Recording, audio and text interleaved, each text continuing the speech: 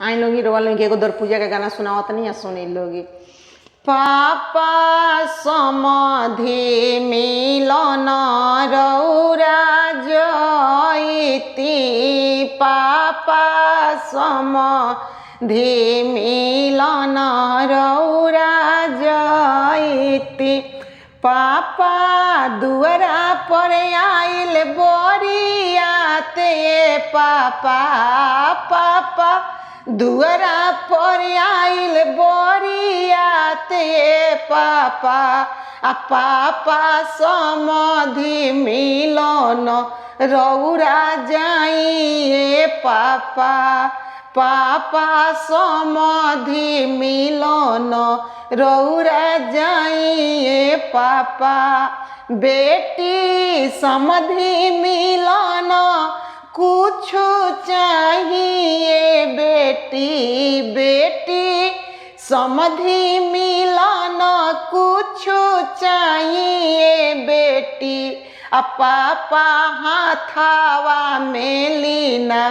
पियर धोती, पापा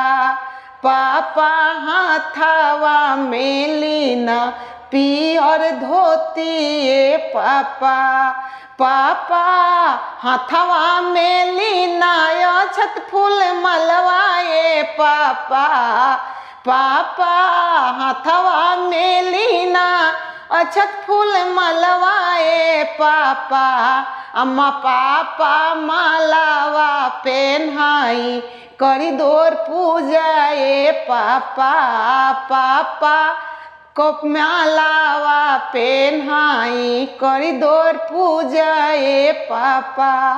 पापा हाथवा के लीना अंगूठियाए, पापा पापा हाथवा के लीना पियर धोतियाए, पापा आ पापा समधि मिलन रौरा जाइए, पापा पापा समधि मिलन रौरा जाइए, पापा। अगर हमार गाना अच्छा लगे रोलिंग के तो कमेंट करी, शेयर करी, ज़्यादा से ज़्यादा सब्सक्राइब करी आ कमेंट करके जरूर बताई लोग हमार गाना कैसन लागता।